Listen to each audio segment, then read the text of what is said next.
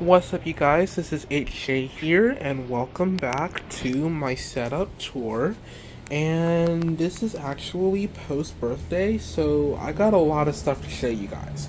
So, to start off with, you guys can tell I actually changed the desk, and part of the reason why I changed the desk is because I think it was like Saturday, my K-bar on my old desk actually bent, so I actually had to go to the Goodwill and buy another desk. And oddly enough, I actually got this desk for, you're not gonna believe this, literally $10 freaking. I'm not even joking, you guys. And this thing is sturdy as I don't know what.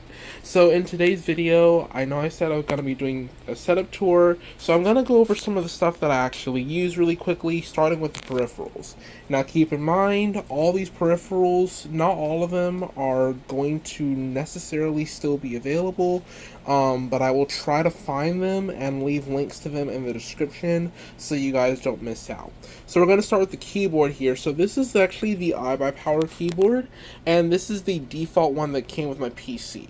Now, the reason why I haven't changed this in quite a few years is because I play a lot of games that require a full-size keyboard, and I just didn't see the need of getting like a 60% keyboard or a 10 keyless keyboard when literally all I'm going to be doing is using the numpad a lot, because especially the regular row of keys, because with the full-size keyboard, those hotkeys that are set in some of my other games like 5M, they are particularly very difficult to rebind to a smaller keyboard, and so this gives me the full functionality that I need.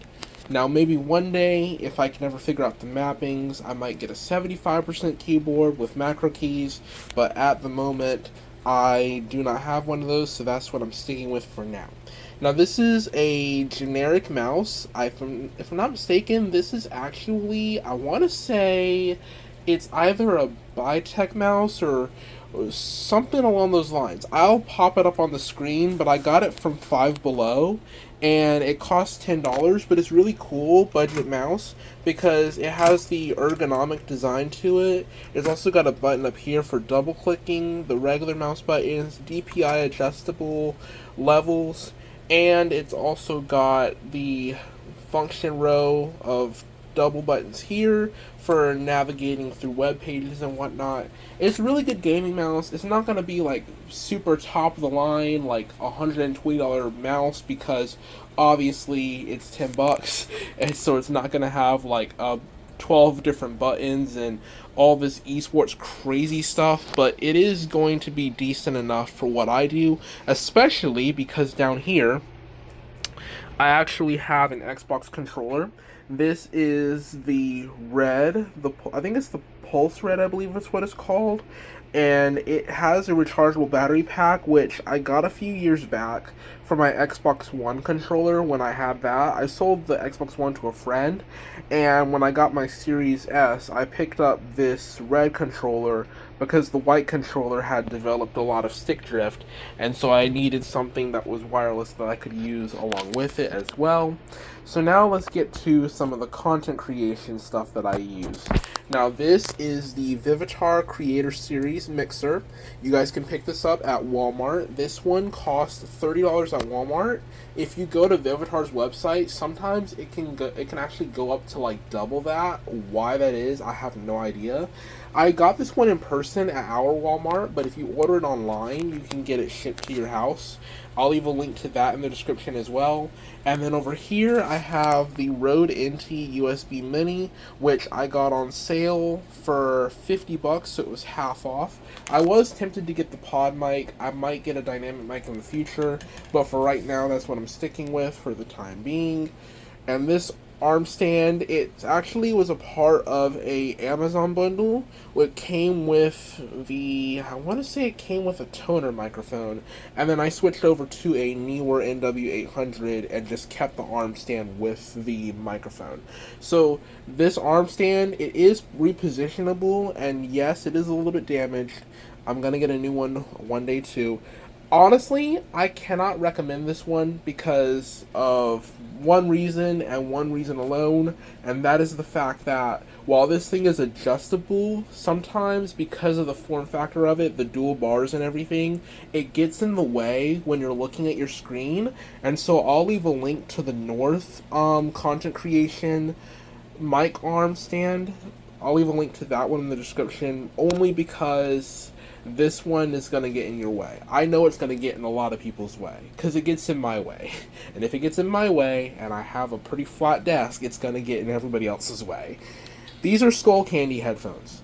I use these to monitor the audio on my podcast when I'm recording. And you can get any variant of Skull Candy headphones. I won't leave a link to those in the description because any kind of headphones you get will work with this microphone. Like, you can literally plug in a pair of wired earbuds that cost like $1 from Walmart. I have a pair. I've used them before. You can literally plug those in, and it might not sound as good as something like the Skull Candy, so it might not come through as clear, but you can still plug anything into the back of it that has a monitoring function to it, like, say, wire, sorry. And if you have a speaker, you can plug in a speaker to it. Honestly, I mean, don't see why not. It's got a 3.5mm audio jack, so if you want to do that, do that. Now, this in the back, this is where it gets really interesting. And I try not to show you guys my cable management, but you guys can kind of see it down here. That's my Ethernet adapter. It's actually a TrendNet adapter, and it's basically a it's not a USB, it's an Ethernet hub. What that's for, so we have a Cat 6 cable, that black cable, that runs all the way from over here where my PC is. I'm trying to show you guys without showing how messy my bed is. All the way down there where my shoes are, it runs all the way behind the bed, around the wall, and it goes all the way through into the house, into like the main portion of the house. It runs all the way to the network router in the next room over. And it runs along the wall, and it's like a really long cable. I think we got like 50 feet. You can get one of those 50 feet Cat 6E cables from Walmart, and they're pretty decently cheap, and you can get this Ethernet hub for around the same price. And just plug that in to your router and then route it along the wall to the room where you want it to be at. And you can use staples, like a staple gun, to affix it to the wall. And all you need to do is just plug in your Ethernet. Once you have the main connector plugged in, plug in your Ethernet cable and then route it to your other devices. And then that way you guys can stream the wireless network over Ethernet directly from your router in any room in the house. If you have a larger house, like say if you have like a very massive 2-story suburban house or whatever, then you guys can get a 100 feet cable. It's not that much more than a 50-foot cable.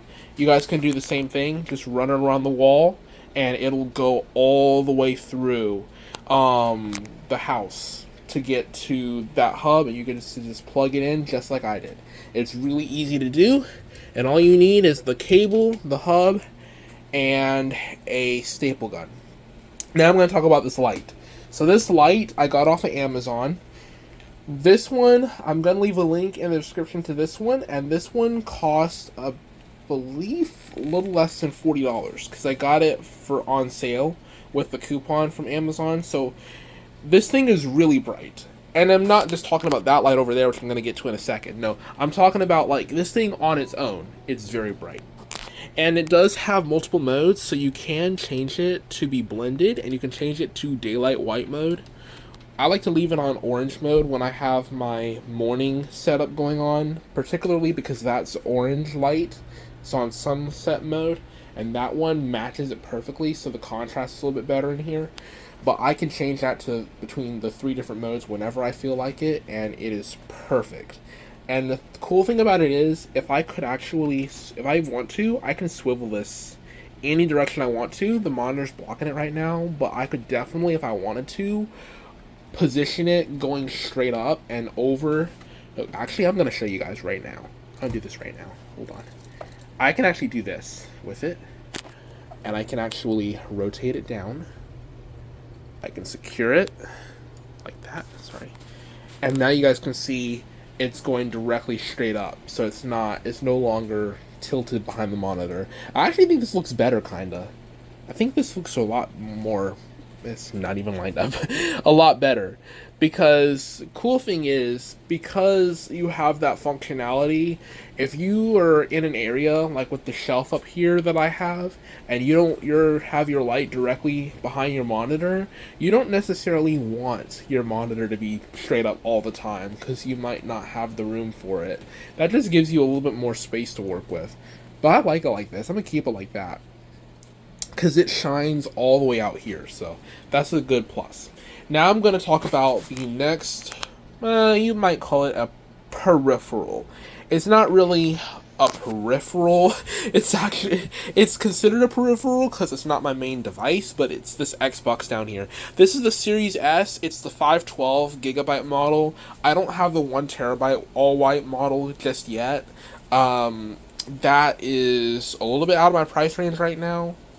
A lot out of my price range right now, but it's that 512 version is more than powerful enough. I can do 1440p, good settings. I can do 1080p, 120 on this ultra wide monitor with the upscaling enabled, and it's perfectly fine. And also, this monitor supports HDR, so whenever I want to run HDR on my Xbox, as long as your monitor or TV supports the signal to do HDR, you can do HDR on it. And this monitor and webcam. So the webcam is a Logitech webcam. Now, I have another video on my channel where I did touch on that webcam a little bit. My dad got it for me, so again, I'm sorry if I can't remember the exact model number of that webcam. But if you guys want to pause the video and take like the Google Lens app on your phone and scan it through Google Lens on the video over the video, it will actually pull up a list of the webcams that are very similar to that, and you can probably find it that way. Now, this monitor is the Acer Nitro. It's the ED340CU. It's a long name, I know. It's really good. Here's why it's really good. So, in the display settings, I'm going to show you, it is 180 hertz. And it's HDR, so HDR 180 hertz, and it is actually AMD FreeSync compatible. I don't think I have my FreeSync enabled. I might, but it's 180 hertz. Here you guys can see 180. You have to use a DisplayPort cable to get the 180 hertz.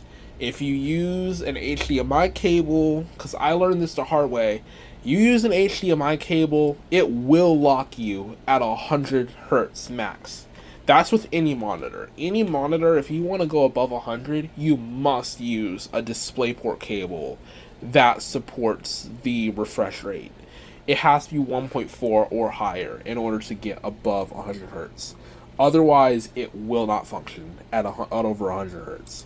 And also the HDR on this thing, I mean, you guys can look through my camera. My camera is not even color accurate, and you can see how color accurate this display is. That's how good the accuracy on this display is. Look at that fine line right there. Look, I'm holding it directly up. It's a little bit pixelated at close ranges through the camera because this thing is 3440 by 1440p, so it's wide quad HD or 1440p ultra wide, some people call it that. But if you look very closely, you can see a little bit of the pixels, but you also can see that those blacks and those blues are really good. They're not OLED level. This is not an OLED panel. Don't get me wrong, I would like an OLED. This is not an OLED panel. This is a VA panel, so it's not going to have the good viewing angles. If you think it's going to have good viewing angles, you're sadly mistaken. If you're sitting in front of it and you're like me, you don't care, you're not going to notice. If you are very sensitive to that stuff, you might want to look elsewhere. And if you're a content creator with a purpose of job function, it's really good for multitasking. It has a lot of good color accuracy for color sensitive work. The only thing I would recommend is if you do anything work related, especially, make sure you double check that the colors are what you need for your use case, because my version of color accurate, from my perspective, for what I do, might slightly vary from somebody else's version of color accurate, where they might need something more color accurate and much wider color gamut. So make sure you guys check that first before you buy this. Otherwise, if you want to be rather safe than sorry, I would just get an OLED at this point. This thing only costs like $370. You put another $100 to this, you could easily get an OLED panel. I don't see why you couldn't get an OLED. Now this monitor over here is not OLED, it's not HDR. This one's a 75 hertz LG monitor. This one is just for viewing my Twitch chat, for if I ever need to use the web browser on a monitor where I need more vertical space. I'll click my YouTube or whatever, my browser, and just drag it over here, use it over there. Gonna get to the PC in just a second. There's a couple more things I want to show you guys first, because this is not my only workstation. As you saw earlier in the video, I have this workstation. This is my laptop workstation. So yes, I have two setups in one setup. So this is my Acer Nitro 5. This is the 2023 redesigned model. It's not the old model with the red lights and the RGB lights. This is the new model that's lighter and is more of an office aesthetic. And it's you can open it with one hand very easily. It's got 144 hertz dynamic refresh rate, so if you change it to that dynamic, you'll get 72 to 144. It will adjust for you. Battery life is not superior. Battery life is, on average, only lasted me like 2 hours before I got to like 50%. 3 hours and 30 minutes, I was at 20 and having to recharge. So it's not going to give you that battery life you're looking for. If you want the battery life, go with the Victus. If you have more money to spend, go for the Asus. That's the best thing I can recommend for you. Those are the cheapest option for battery life and the highest option for battery life I can give you. This one's not it. But if you are looking for just the gaming, if you need to do schoolwork in a pinch and you know you're going to be at an outlet within the next 2 hours while using it, then this one is perfectly fine. It's got an RTX 4060, it's got a 13th gen i7 13620H, really good. Put a couple of stickers on it because it did come with stickers in the box. Also came with this cool looking nitro sleeve that's up here. Look at this.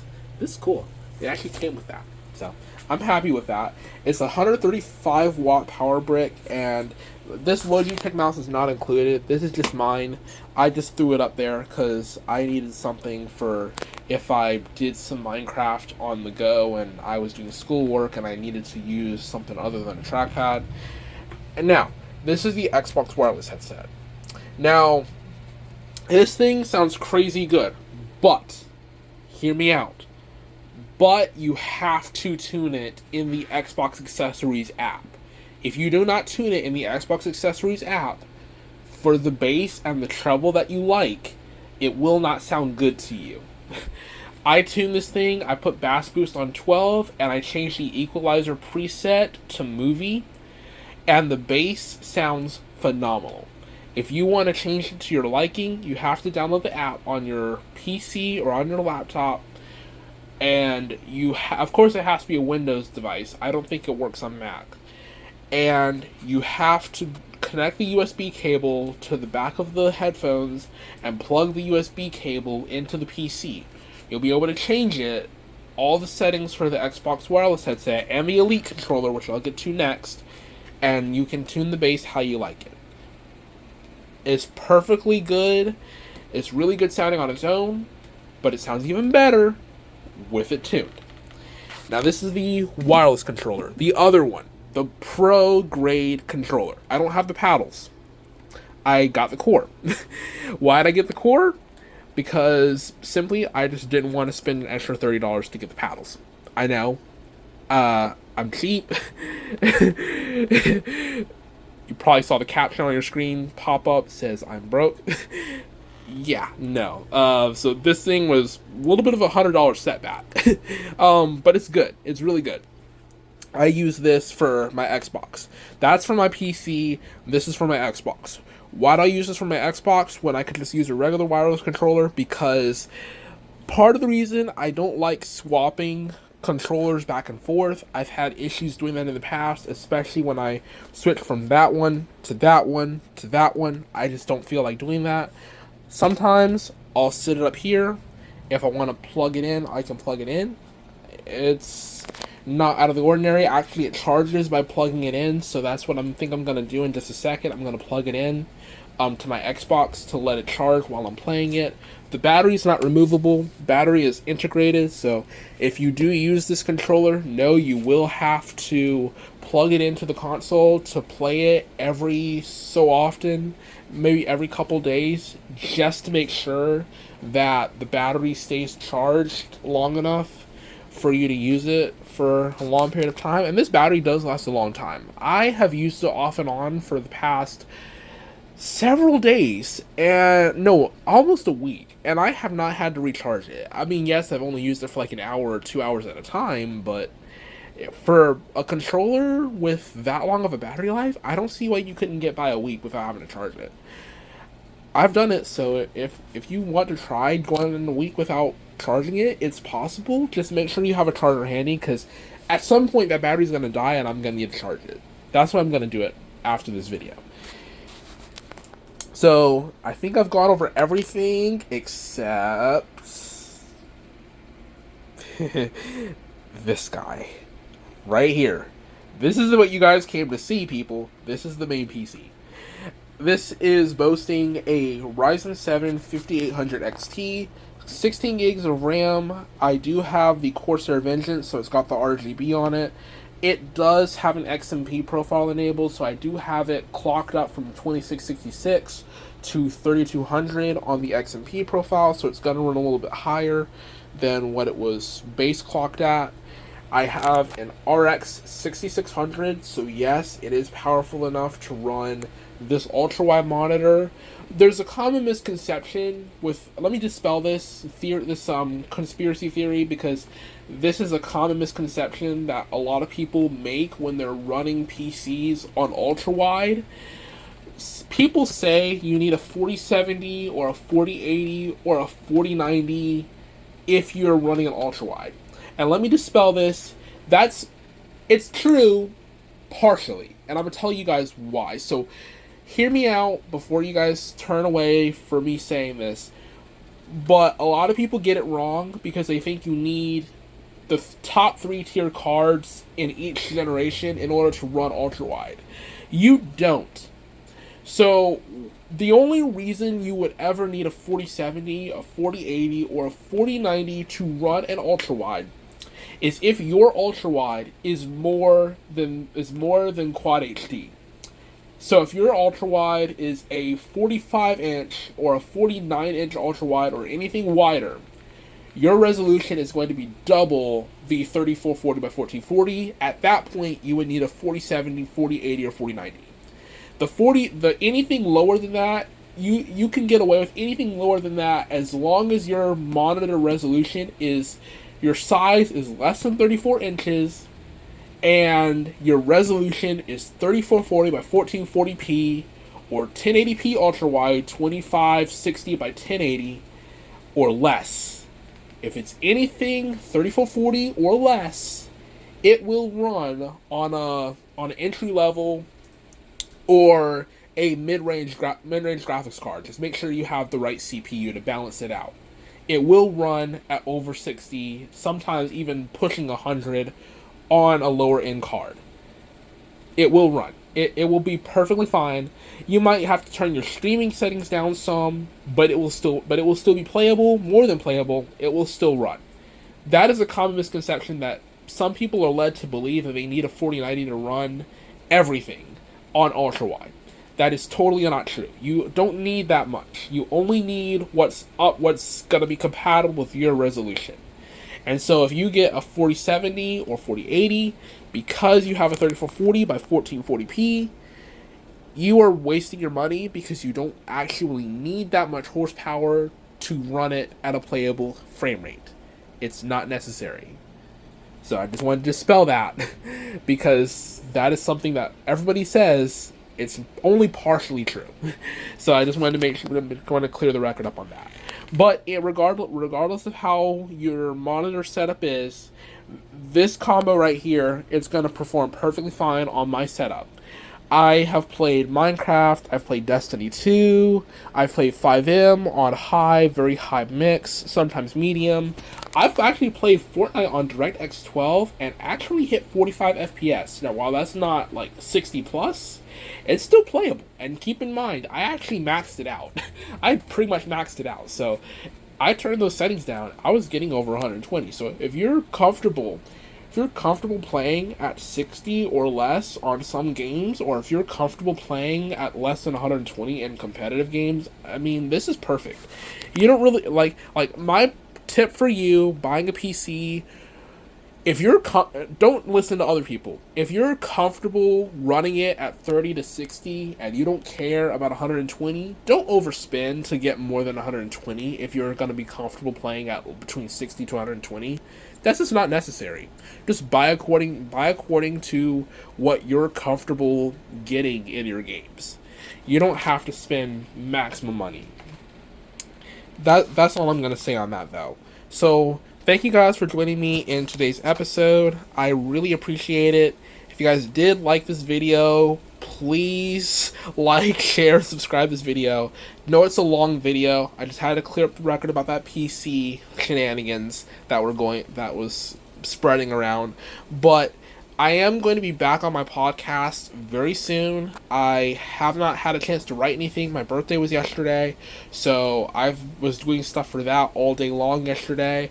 But my podcast will be back eventually, and I'm going on a trip around Thanksgiving holiday, so stay tuned for my X and Twitter page, because I will be sending out a lot of photos, a lot of trip updates, all that other good stuff. So make sure you guys follow my X and Twitter page for updates on that, and follow my Spotify as well if you want to get updated when that next episode drops. I'll see you guys in the next video.